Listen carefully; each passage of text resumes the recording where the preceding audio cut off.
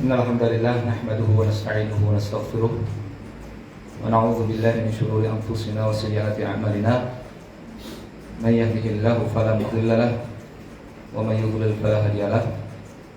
Asyhadu an la ilaha illallah wahdahu la syarika lahu wa asyhadu anna Muhammadan 'abduhu wa rasuluh.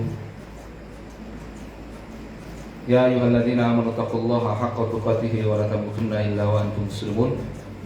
Ya ayuhan nasu taqu rabbakumul ladzi khalaqakum min nafsin wahidah wa khalaqa minha zawjaha wa batha minhuma rijalan katsiran wa nisaa wattaqullaha alladzi tasaaluna bihi wal arham innallaha kana 'alaikum raqiba.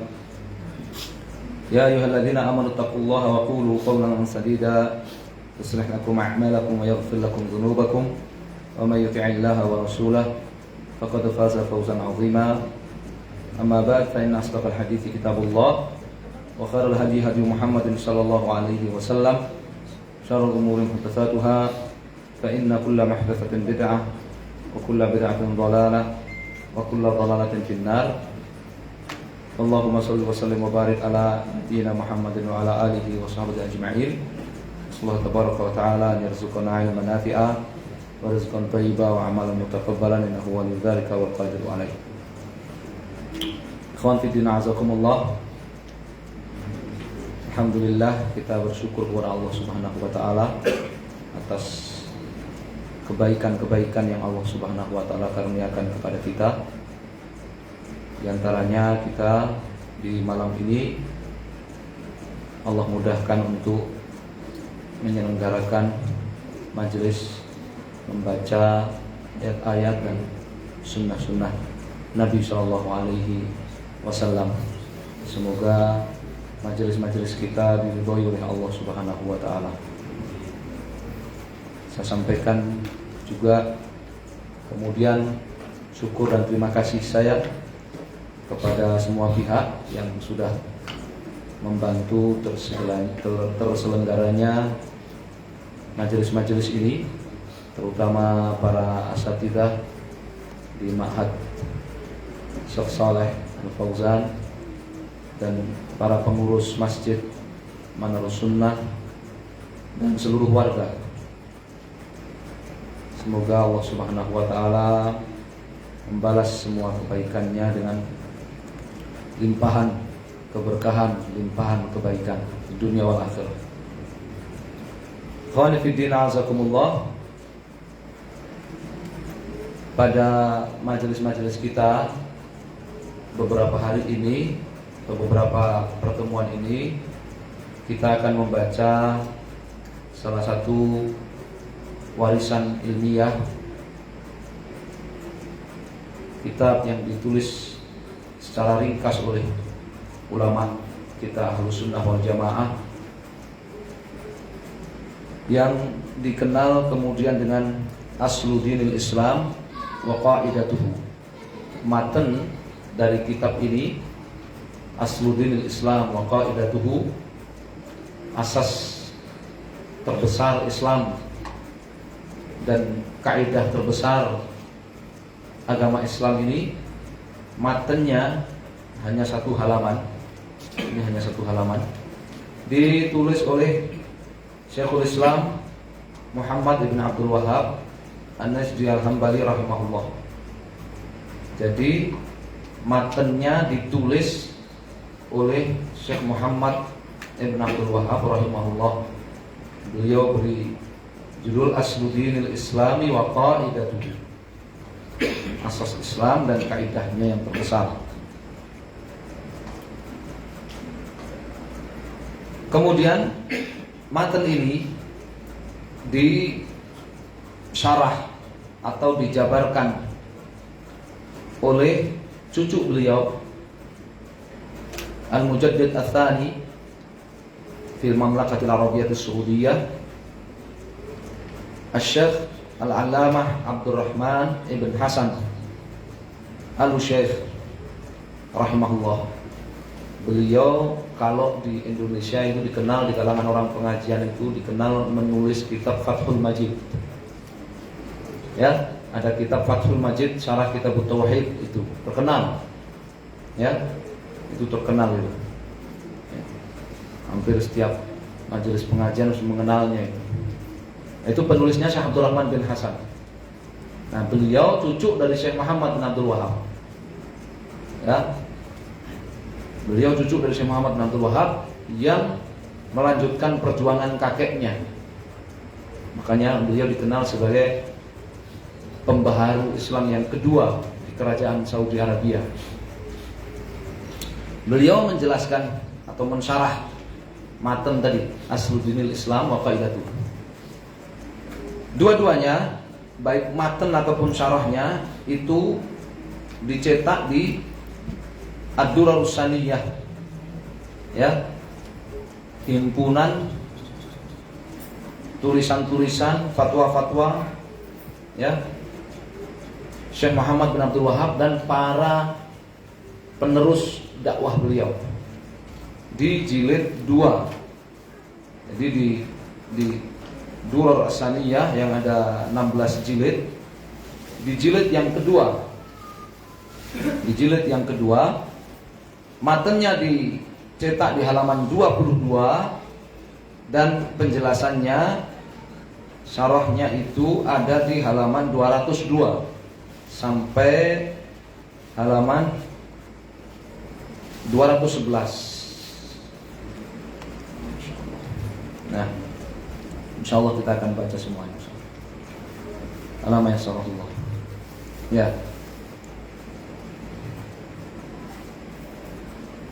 Secara umum berisikan tentang penjelasan tauhid, penjelasan syirik, kemudian wala wal bara, ya, cinta dan benci yang benar seorang ahli tauhid, dan tentang takfirul musyrikin, hukum status orang yang melakukan kesyirikan akbar atau meninggalkan tauhid. Ini saya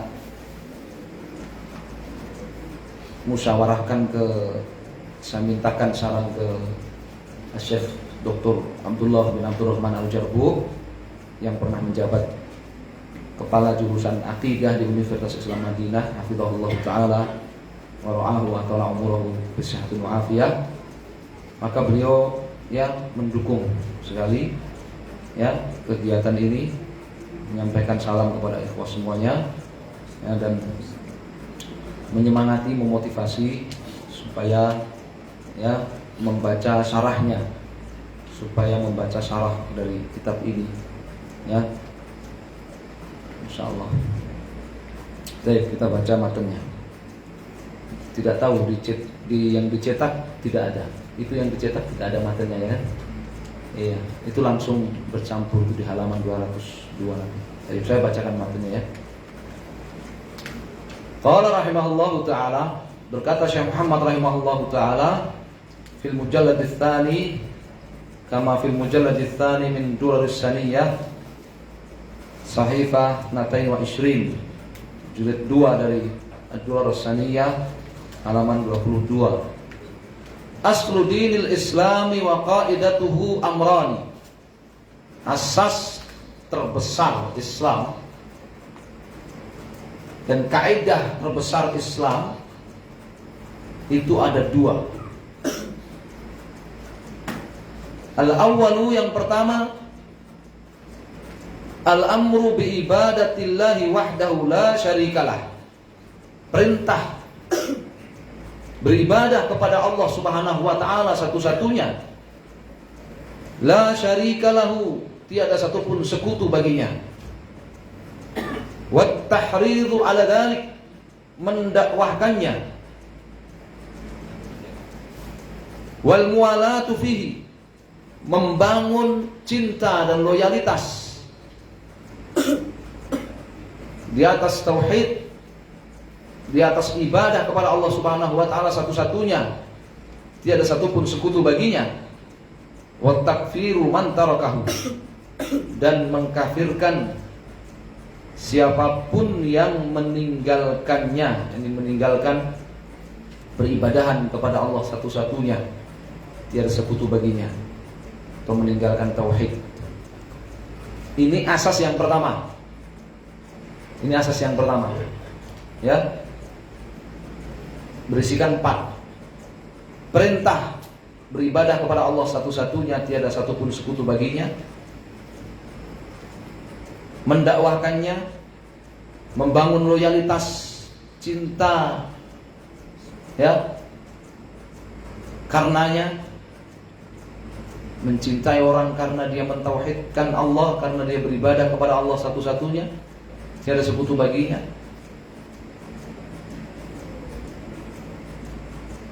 Dan mengkafirkan siapapun yang meninggalkannya, meninggalkan beribadah kepada Allah satu-satunya, tiada satupun sekutu baginya.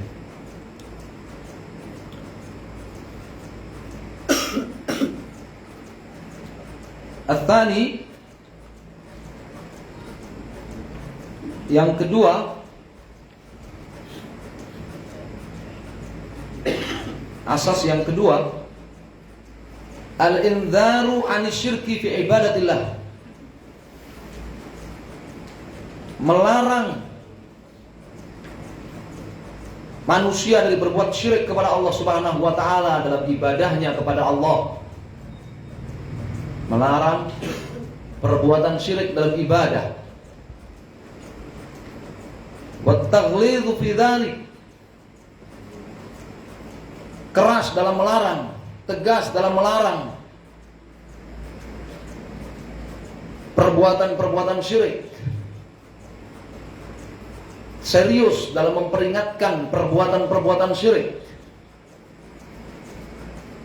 Wal mu'adatu fihi, dan membangun permusuhan, kebencian karena perbuatan syirik. Wa takfiru man fa'alahu, serta mengkafirkan siapapun yang melakukan kesyirikan dalam ibadah kepada Allah Subhanahu wa taala. Ini asas yang kedua. Jadi asas yang kedua juga berisi 4. Ya. Memperingatkan atau melarang kesyirikan, tegas dan serius dalam melarang kesyirikan, membangun permusuhan dan kebencian itu karena kesyirikan, dan mengkafirkan siapapun yang melakukan kesyirikan. Ini oleh Syekh Muhammad bin Abdul Wahhab rahimahullah disebut sebagai asluddin. Ya, asas terbesar dari Islam.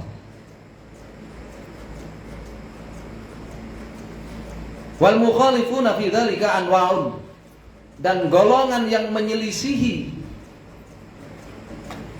2 asas terbesar Islam ini, anwa'un, ada beberapa golongan. 1. Fa'asadduhum mukhalafatan, yang paling menyelisihi, yang terbesar penyelisihannya terhadap asas Islam tadi, man khalafa fil jami', golongan yang menyelisihi dalam semua asas Islam tadi. Harusnya dia menyuruh orang itu bertauhid, melarang syirik, dia malah nyuruh orang berbuat syirik, melarang tauhid.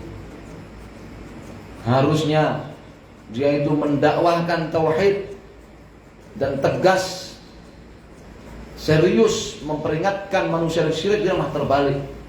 Dia malah mendakwahkan syirik dan keras terhadap tauhid. Harusnya dia mencintai ahli tauhid dan memusuhi, membenci ahli syirik, pelaku syirik. Dia malah terbalik, cintanya kepada pelaku syirik dan permusuhannya kepada ahli tauhid. Harusnya dia mengkafirkan orang yang meninggalkan tauhid dan melakukan syirik, dia malah terbalik, menganggap Islam orang yang melakukan syirik, orang yang meninggalkan tauhid, dan mengkafirkan ahli tauhid. Yang menyelisih dalam semua asas ini, maka itu dia yang paling besar menyelisihi asas Islam. Yang kedua, tsani wa minan nasi man abadallaha wahdahu. Di antara manusia, ini golongan yang kedua, ada golongan yang abadallaha wahdah. Dia beribadah hanya kepada Allah. Dia tidak menyekutukan Allah dalam ibadahnya. Walam yungkir syirka, tetapi dia tidak mengingkari kesyirikan. Dia beribadah kepada Allah, tapi dia tidak mengingkari kesyirikan. Tidak menganggap kesyirikan itu sesuatu yang mungkar. Walam yu'adi ahlahu, dan dia juga tidak memusuhi pelaku kesyirikan. Menganggapnya masih saudara, bukan musuh. Ini golongan yang kedua yang menyelisih asas Islam. Dia beribadah kepada Allah satu-satunya, tidak melakukan syirik, tapi dia tidak menganggap kesyirikan itu mungkar. Dia tidak mengingkari kesyirikan. Dia tidak menganggap pelaku kesyirikan itu musuh. Dia anggap saudara. Wa minhum, golongan yang ketiga, man adahu, golongan yang memusuhi pelaku kesyirikan akbar itu. Memusuhi pelaku kesyirikan dalam ibadah kepada Allah SWT. Yang memusuhi. Walam yukaffirhum, tetapi dia tidak mengkafirkan mereka. Golongan yang ketiga, dia memusuhi pelaku kesyirikan tetapi tidak mengkafirkan pelaku kesyirikan. Ini golongan ketiga yang menyelisih asas Islam. Wa minhum, golongan yang keempat, man lam yuhibbat tauhid. Golongan yang tidak mencintai tauhid, walam yubghidhu, tapi juga tidak membenci tauhid. Alias golongan yang tidak peduli terhadap tauhid. Ya, tidak cinta juga tidak benci kepada tauhid. Wa minhum, golongan yang kelima, man kaffarahum, golongan yang mengkafirkan ahli tauhid, mengkafirkan orang Islam yang mentauhidkan Allah. Wa za'ama, dan dia menuduh annahu masabbatun lis-salihin, bahwa tauhid itu penghinaan kepada orang-orang soleh. Dia mengkafirkan ahli tauhid dan menuduh bahwa tauhid itu penghinaan, pelecehan terhadap orang-orang soleh. Wa minhum, golongan yang ke-6, man lam yubghidhi syirka walam yuhibbahu, golongan yang tidak membenci kesyirikan, ya, tapi juga tidak mencintai kesyirikan, alias tidak peduli dengan kesyirikan, tidak memperdulikan kesyirikan. Wa minhum, golongan yang ke-7, man lam ya'rifis syirka, golongan yang tidak mengetahui apa itu kesyirikan. Walam yungkirhu, sehingganya ia tidak mengingkari kesyirikan. Jahil terhadap apa itu kesyirikan, sehingganya dia tidak mengingkari kesyirikan itu. Boro-boro menganggap ya itu syirik, menganggap itu mungkar saja tidak. Wa minhum, golongan yang ke-8, man lam ya'rifit tauhida wa lam yunkiru, golongan yang tidak mengenal tauhid, golongan yang tidak mengenal tauhid, jahil terhadap tauhid, meskipun dia tidak mengingkari tauhid. Ya, tidak mengingkari tauhid karena ketidaktahuannya akan tauhid. Wa minhum, tasik, golongan yang 9, wa huwa asyaddul anwa'i khataran, golongan yang paling berbahaya. Golongan yang paling berbahaya. Golongan yang ke-9. Man amila bit tauhid. Golongan yang mengamalkan tauhid lakin lam ya'rif qadrahu, tetapi dia tidak mengetahui besarnya kemuliaan tauhid. Dia mengamalkan tauhid, tapi dia tidak mengetahui besarnya nilai kemuliaan tauhid. Sehingganya walam yubghid man tarakah, karena dia nggak ngerti besarnya nilai tauhid, dia tidak membenci orang yang meninggalkan tauhid. Karena dia nggak ngerti betapa bernilainya tauhid itu. Karena dia nggak ngerti ini, sehingga kalau ada orang meninggalkan tauhid, biasa aja dia.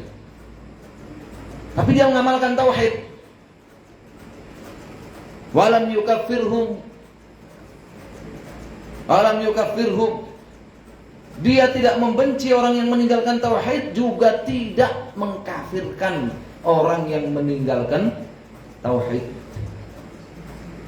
Meninggalkan tauhid itu, kalau Syekh Shalih Ibn Fauzan kemarin di Syarah Kashfus Syubuhat, artinya melakukan syirik akbar. Melakukan syirik akbar. Kalau Syekh Aiman menyebutkan di hukum tarik tauhid, itu meninggalkan tauhid itu artinya melakukan salah satu dari pembatal-pembatal Islam yang besar. Dia tidak membenci orang yang meninggalkan tauhid dan tidak mengkafirkan mereka. Ya, padahal dia bertauhid. Dia mengamalkan tauhid. Kenapa? Karena dia tidak mengerti betapa besar nilai kemuliaan tauhid. Wa minhum, golongan yang ke-10,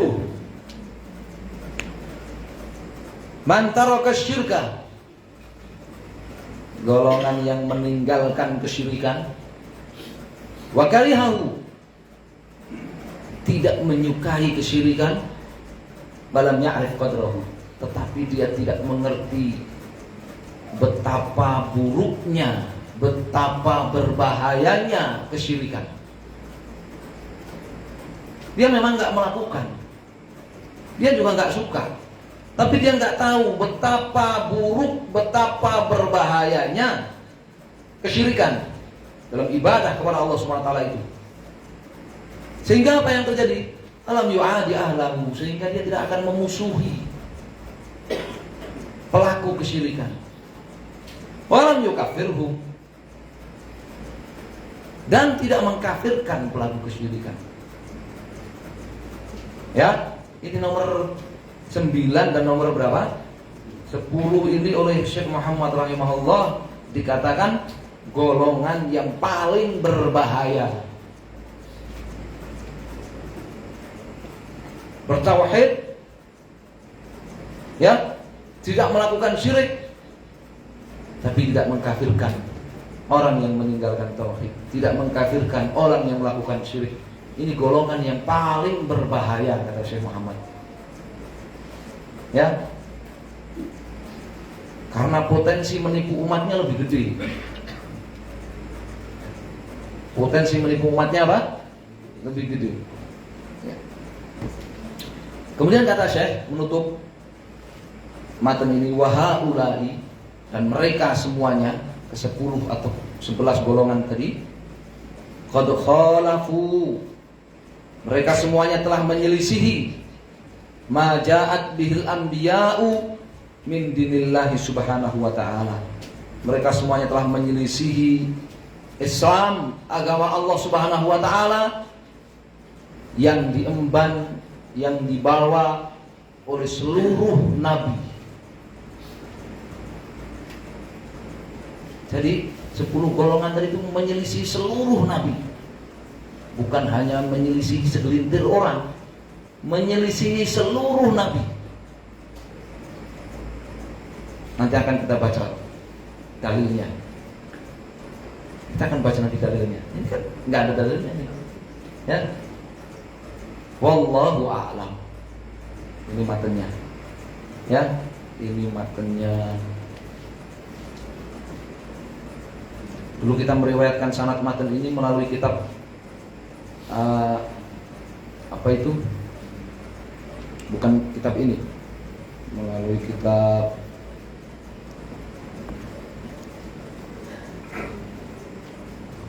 Al-Wajibat Al-Mutahattimat. Melalui kitab Al-Wajibat Al-Mutahattimat. Kita baca syarahnya. Nah, kalau ini itu yang ada di cetakan itu. Semoga sama ya. Di halaman 202 dari Ad-Durarus Samiyah. Dan syarah ini, kalau tadi matan itu ada di Al-Wajibat Al-Mutahattimat yang ditulis oleh Syekh Abdullah Al-Qurawi.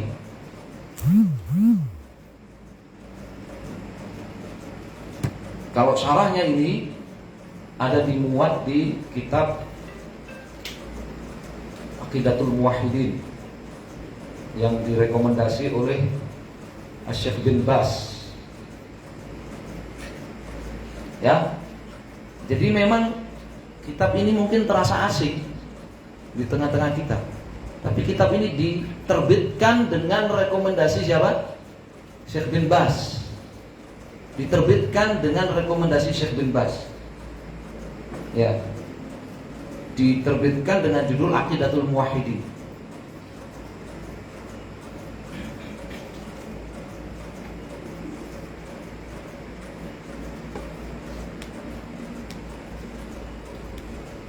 Para ulama mensyarah kitab-kitab ini meskipun saya belum lihat ada yang terbit gitu.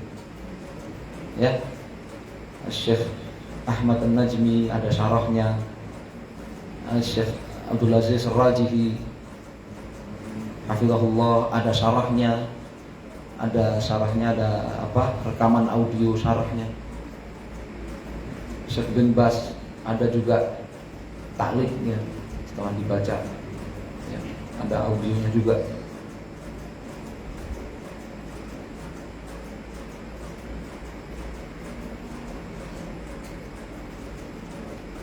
Qala Syekh Abdurrahman bin Hasan rahimahullah.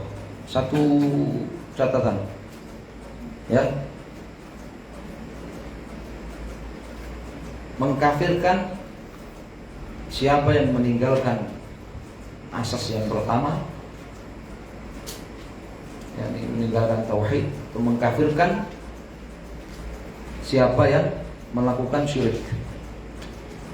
Mengkafirkan itu di dalam pelajaran Ahlus Sunnah wal Jamaah ada yang namanya memvonis kafir. Itu ada 4 bentuk vonis. Hukumnya berbeda-beda. Ini saya sebutkan di awal karena nanti akan diperlukan. Disebutkan oleh Syekh Abdullah Al-Jarbuh di Al-Burhan Ad-Dhahir. Yang pertama,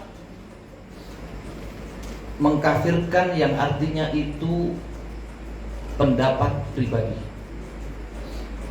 Mengkafirkan yang artinya itu pendapat pribadi. Melihat orang melakukan syirik, maka kita mengkafirkan orang itu. Tapi itu baru pendapat pribadi kita. Ya, maka kita berlakukan hukum-hukum orang musyrik kepada pelaku syirik itu, kecuali pada 2, nyawa dan harta. Tidak boleh kita memberlakukan hukum eksekusi nyawa dan harta kepada orang yang kita lihat dia melakukan syirik akbar atau pembatal keislaman. Tapi kita nggak boleh sholat bermakmum kepada dia, nggak boleh ketemu mengucap salam sama dia, nggak boleh. Ya, jadi berlaku hukum-hukum terhadap orang musyrik. Kalau dia mati kita nggak boleh nyolatin. Tapi itu pendapat pribadi. Itu pendapat pribadi. Yang kedua, bentuk yang kedua, vonis kafir, yang itu merupakan pendapat atau keputusan qadhi, keputusan hakim. Nah, Vonis kafir yang merupakan pendapat keputusan hakim atau qadhi ini dipersyaratkan ada istitabah, ada iqamatul hujjah, ada apa? Penjelasan dan penyampaian hujjah, ada ya sidang. Dan vonis kafir yang ditetapkan oleh hakim atau qadhi ini berakibat berlaku pada pelaku syirik akbar tadi yang divonis kafir tadi, semua hukum-hukum sebagai orang musyrik, orang kafir, termasuk eksekusi mati, termasuk eksekusi harta disita oleh negara. Ya, itu kalau yang kedua. Bedanya dengan yang pertama, yang merupakan pendapat pribadi,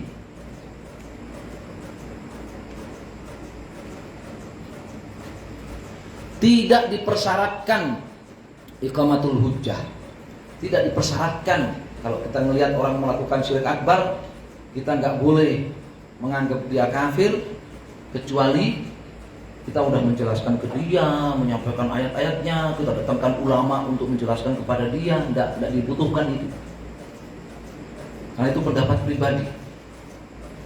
Ya, dibutuhkan itu harus ada penjelasan kepada dia, dihilangkan syubhat-syubhat di kepalanya. Ini bentuk vonis kafir yang kedua, yaitu vonis kafirnya siapa? Hakim atau pengadilan.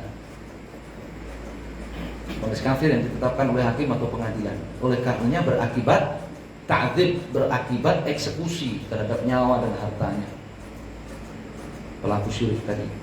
Yang ketiga, bentuk vonis kafir yang ketiga, ya, takfir bil umum. Vonis kafir terhadap satu kelompok atau satu wilayah, ya, vonis kafir terhadap penduduk satu wilayah yang ditetapkan oleh penguasa muslim, hakim, qadhi, ulama, mufti, dan berakibat perang. Berakibat apa? Wilayah itu diperangi, yang disebut dengan Taifah Murtaddah, diperangi. Ini bukan pendapat pribadi, bukan orang pribadi, ya. Dan ini tentu saja sesudah penyampaian hujjah, penjelasan kepada mereka, bahkan setelah ultimatum untuk kemudian mereka diperangi. Yang keempat, vonis kafir yang keempat, takfir zahir wal batin. Ya, memvonis kafir terhadap pelaku kesyirikan dunia akhirat. Vonis kafir dunia akhirat. Siapa ini? Nah, pribadi, hakim, penguasa yang menjatuhkan vonis itu. Tetapi ada syarat. Syaratnya apa? Sudah dijelaskan kepadanya dalil, hujjah, keterangan, dihilangkan syubhat-syubhatnya, dan dia masih bertahan di atas kesyirikan akbarnya. Sama seperti kita menganggap orang Nasrani kafir, mati neraka. Orang Yahudi kafir, mati di atas keyahudiannya, neraka. Sama. Mau pribadi, mau hakim, mau penguasa, mau mufti, keputusannya sama. Tapi syaratnya apa? Sampai kepadanya hujjah. Sampai kepadanya hujjah. Ya, sampai kepadanya dalil. Ini 4 bentuk vonis kafir yang berbeda-beda hukumnya. Yang berbeda-beda hukumnya.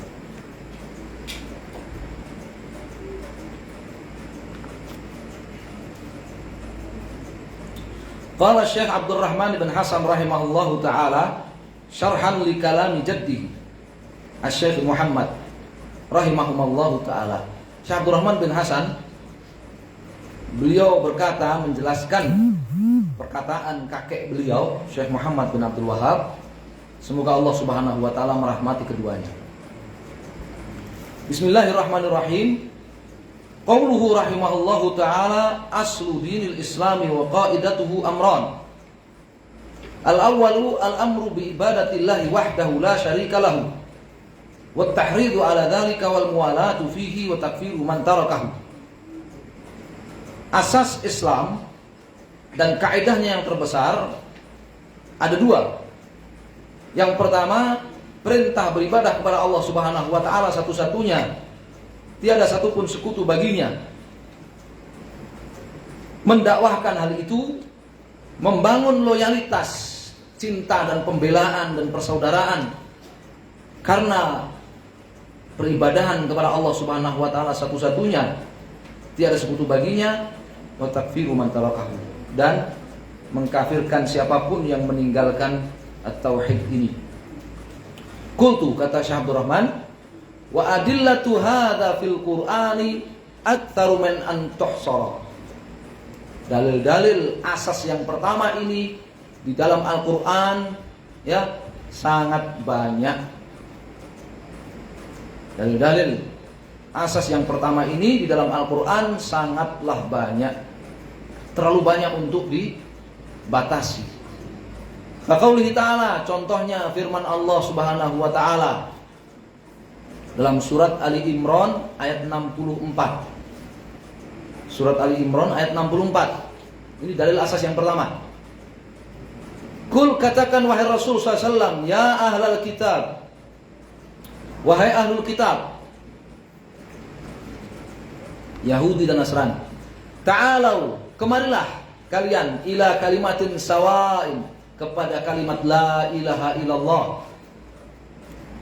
ila kalimatin sawa'in bainana wa bainakum, kepada kalimat la ilaha illallah,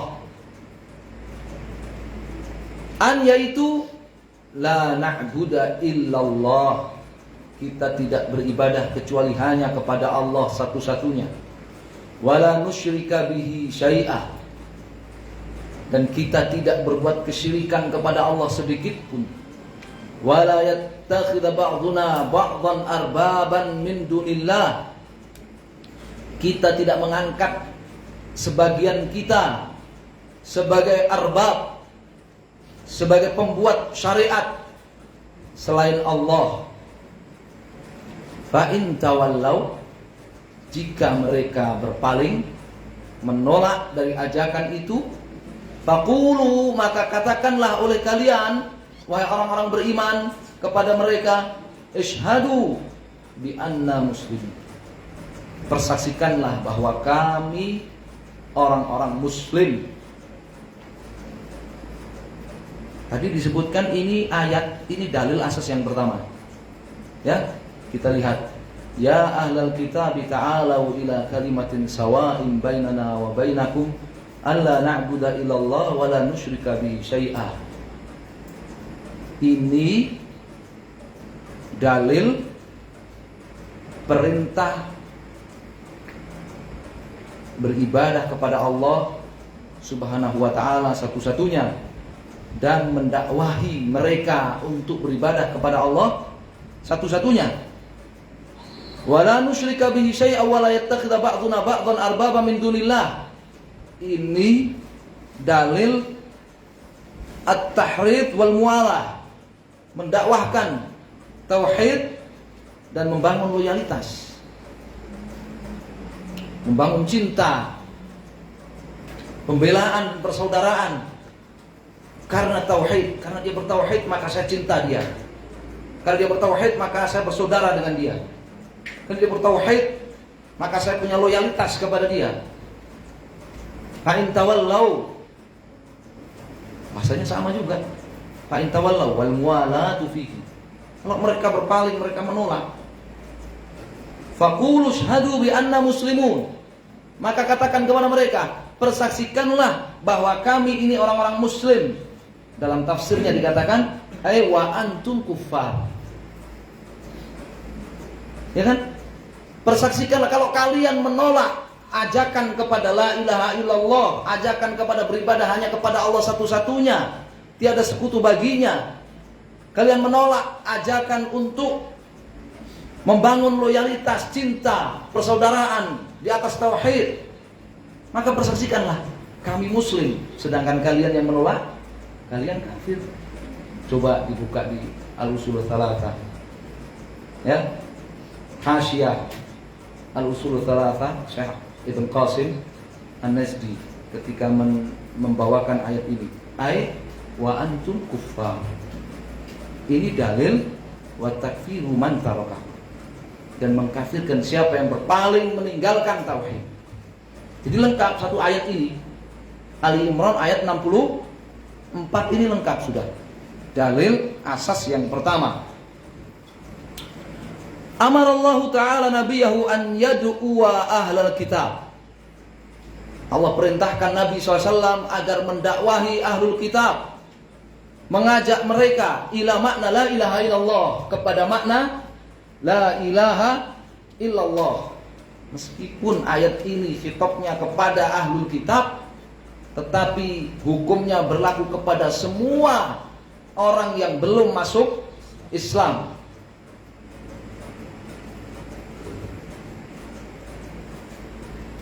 Kenapa disebut ahlul kitab? Karena ayat ini turun berkenaan dengan ahlul kitab. Pendeta Najran yang berdebat dengan Nabi Shallallahu Alaihi Wasallam. Alladzi da'a ilaihil araba wa ghairahum. Nabi diperintahkan agar mendakwahi ahlul kitab, mengajak mereka kepada makna la ilaha illallah. Jadi ayat ini menjelaskan makna la ilaha illallah. Makanya Syekh Muhammad di Ushul Salasah mengatakan apa? Ya. Wa dalil ladzi yuwaddihuha, dan dalil yang memperjelas tafsir la ilaha illallah. Qul ya ahlal kitab ta'alu ila kalimah. Ayat ini. Nabi diperintahkan oleh Allah SWT untuk mendakwahi ahlul kitab, mengajak mereka kepada makna la ilaha illallah yang beliau dakwahkan kepada bangsa Arab dan selain bangsa Arab. Jadi menurut Syekh Abdul Rahman, meskipun ayat ini khitabnya kepada ya ahlal kitab, kepada ahlul kitab, tapi hukumnya apa? Berlaku kepada seluruh manusia yang belum masuk Islam. Di sini juga menurut Syekh Abdul Rahman ada pelajaran bahwa makna la ilaha illallah tertuang di dalam ayat ini. Tertuang dalam ayat ini. Dan ayat ini adalah dalil asas yang pertama. Oleh karenanya asas terbesar Islam itu la ilaha illallah. Dan tadi yang kita baca di matan tadi itu penjelasan makna la ilaha illallah. Penjelasan makna la ilaha illallah. Wal kalimatu hiya la ilaha illallah. Kata kalimat yang termuat di dalam ayat tadi, qul ya ahlal kitab ta'alau ila kalimatin sawa'in bainana wa bainakum. Kalimat sawa bainana wa bainakum. Kalimat yang sama antara kami dengan kalian, yaitu kalimat la ilaha illallah. Fa fassaraha biqaulih, Allah tafsirkan langsung la ilaha illallah itu. Ini namanya hakikatus syar'iyyah. Ya, tafsir itu ada 3. Ya. Tafsir syar'i, tafsir yang langsung ayat atau hadis langsung ditafsirkan di dalam syariat, dalam Quran ataupun sunnah Nabi SAW. Namanya hakikatus syar'iyyah, tafsir syar'i. Yang kedua, hakikatul ulfiyah. Ya, tafsir ayat, teks ayat atau teks hadis yang penafsirannya dikembalikan kepada yang berlaku di masyarakat setempat. Seperti apa? Wa'ashiruhunna bil ma'ruf. Kalian bergaullah, perlakukan istri-istri kalian itu dengan baik. Dengan baiknya Pontianak itu beda dengan baiknya Arab. Memperlakukan istri yang baik menurut penduduk Pontianak gimana, yang baik menurut penduduk Yaman gimana, yang baik menurut penduduk Arab bagaimana, berbeda-beda.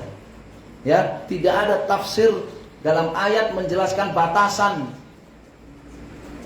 memperlakukan dengan baik kepada istri. Kembalikan kepada urf, apa? Kebiasaan yang berlaku di masyarakat setempat. Ya.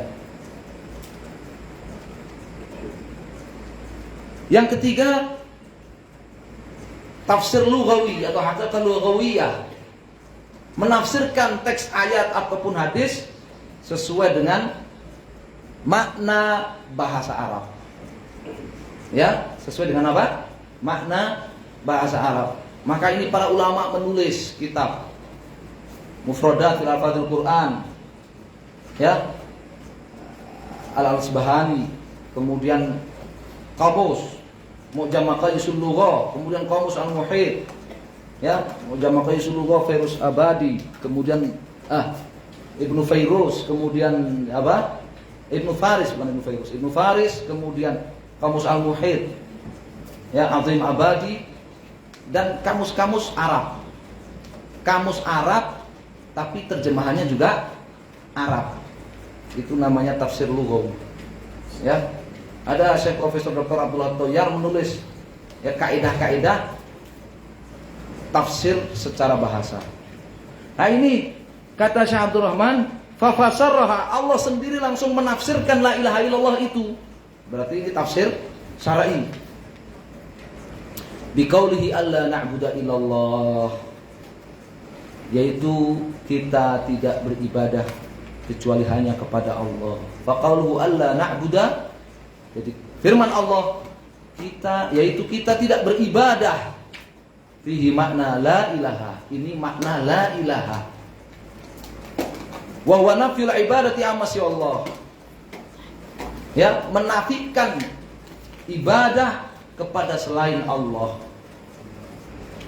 Wa qaluhu illallah, alla na'budu illallah, kecuali Allah. Huwal mustasna fi kalimatil ikhlas, itu tafsir dari illallah. Fa amarahu ta'ala, jadi Allah Subhanahu wa taala memerintahkan Nabi sallallahu alaihi wasallam an yad'uhum ila qasril ibadati alaihi wahdah. Allah Subhanahu wa taala perintahkan Nabi SAW agar mendakwahi mereka, mengajak mereka ila qasril ibadah, membatasi semua ibadah itu alaihi wahdah, hanya kepada Allah Subhanahu wa taala satu-satunya. Wa nafiha aman siwahu, kemudian menafikan peribadahan, semua bentuk ibadah kepada selain Allah Subhanahu wa taala. Wa mithlu hadhil ayati katsir. Ayat-ayat Al-Qur'an yang senada dengan ini banyak. Apa maksudnya senada dengan ini? Semakna dengan ini? Yubayyinu anal ilahiyata hiyal ibadah. Menjelaskan bahwa makna ilahiyah dalam kalimat la ilaha. Ilaha itu artinya ibadah. Itu artinya ibadah. Wa anha la yasluhu minha syai'un li ghairillah, dan bahwasannya ya tidak boleh sedikit pun ibadah itu diberikan li ghairillah, untuk selain Allah Subhanahu wa taala. Kama qala ta'ala, sebagaimana Allah taala berfirman, wa qadha rabbuka alla ta'budu illa iyyah. Makna qadha amara wassa, dan Allah Subhanahu wa taala Rabbmu yang menciptakan kamu dan mengatur segala urusanmu, memerintahkan dan mewasiatkan. Apa wasiatnya? An, yaitu la ta'budu illa iyyahu, jangan kalian beribadah kecuali hanya kepadanya saja. Allah ta'budu, qauluhu Allah ta'budu fi makna la ilaha. Jadi dalam ayat ini Al-Isra ayat 23, Allah ta'budu ini makna la ilaha. Illa iyyah ini fihi makna illallah. Ini akar, ya, akar yang membedakan ahlu sunnah wal jamaah dengan selain mereka dalam menafsirkan la ilaha illallah. Tidak ada satupun yang berhak diibadahi kecuali Allah satu-satunya. Selain Allah apabila diibadahi maka batil, kufur, syirik, zalim, sesat. Wallahu a'lam. Kita cukupkan dulu, insyaallah pada salat Isya kita lanjutkan. Sallallahu alaihi wasallam, alhamdulillahirabbil alamin. Jazakumullah. Fadhlu.